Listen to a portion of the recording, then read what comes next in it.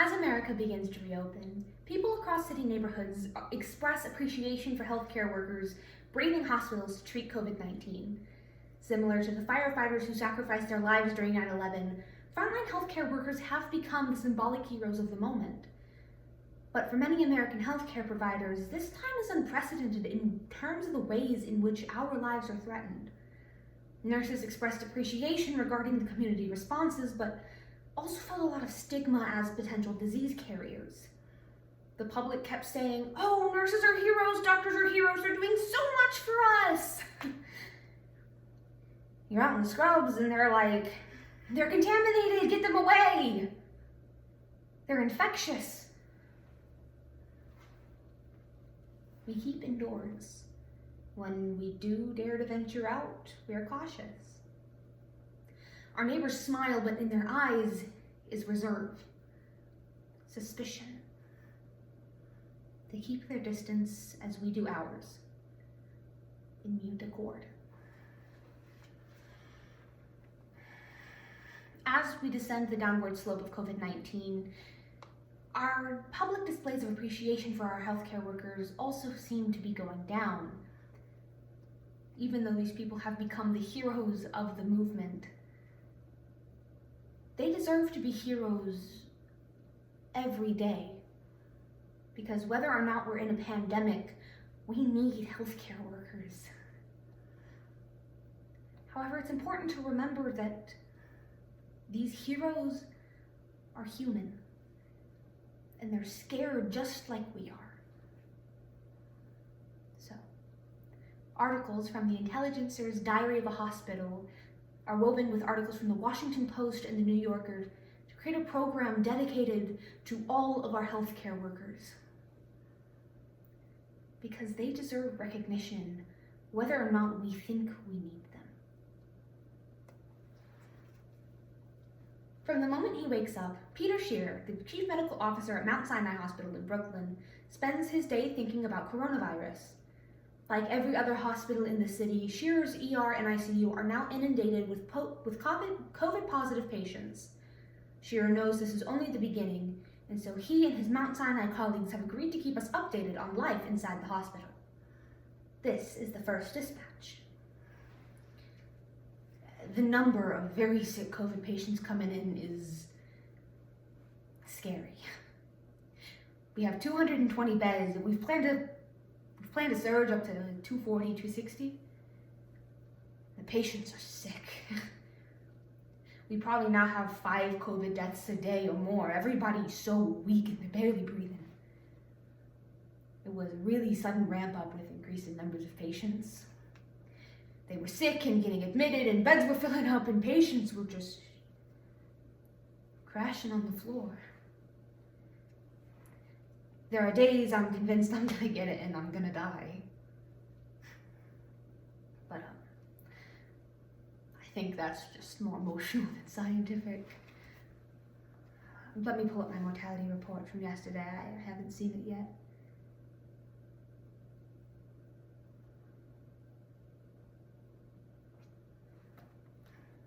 So, 10 people died yesterday. I've cried in stairwells and hallways. Life is very fragile. It could be anybody. It could be any of us. We started putting bodies in the morgue truck last week, and it's been used a lot. I think there's around 40 bodies in there now. We have to outfit it with shelves because you have to keep track of people. You have to make sure that the right family gets the right body back. I have a COVID positive 41-year-old who just died. I don't know how long I can keep doing this. I mean, in my head, I'm gonna be here until this is over, but it's gonna be very hard to come back to work after this is all over. Much of our fear is unspoken, for there is at last the weight of custom, the tender of route consolation. We endure thoughts of demise and measure the distance of death. Death, too, wears a mask. Mark Ayub remembers the woman in her 50s who came into the emergency room. Ayub, a resident at Elmhurst Hospital in Queens, tried to reach her family, and when he connected with her daughter, he had only bad news. As he stood in his spacesuit of protective gear, holding his phone in front of the woman's face so that her daughter might see her one last time, he became indignant that this is what death had become. He couldn't help but overhear, "Mommy, Mommy, please. Mommy, please come back." Alex Incompang is an ICU nurse based in Texas who came to New York to volunteer during the COVID crisis. As an Army veteran, Incompang is used to dealing with trauma, but she had never experienced anything quite like this. Her dispatch. There was one really bad day.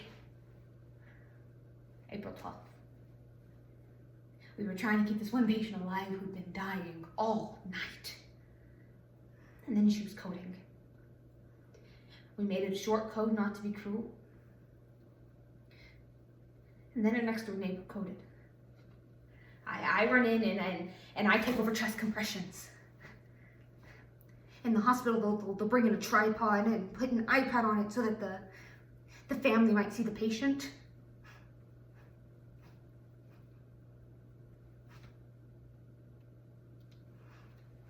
And apparently, right as this patient was FaceTiming them, his heart stopped. So we run into the room and I accidentally hit the iPad and knock it over, so it fell facing the wall. Finally, they call the code. Time of death. I walk back around and I see the iPad and I realize it's still on. I'm like, shit! Shit, it's still on!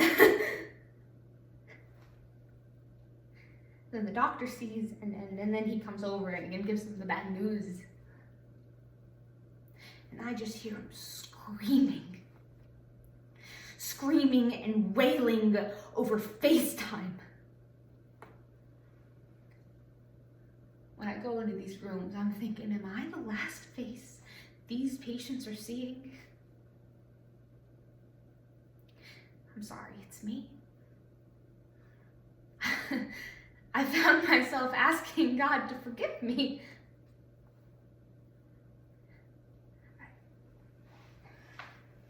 I shouldn't be the last person they see.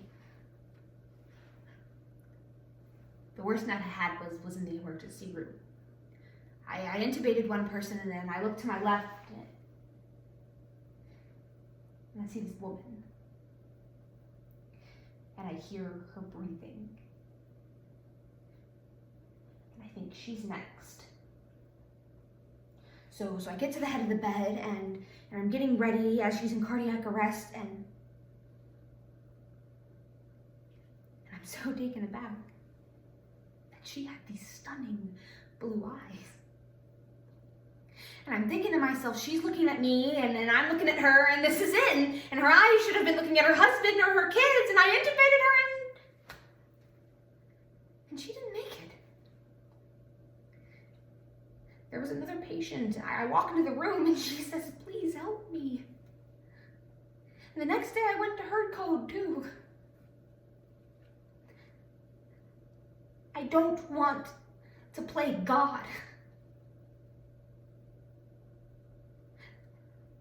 I thought my job as a physician was to do no harm. We can determine who we are in our essential nature and who we can be. We are committed to this end for our own sake and for the sake of those who will come after us. There is a better future and we can secure it. Let us take up the task and let us be worthy of our best destiny.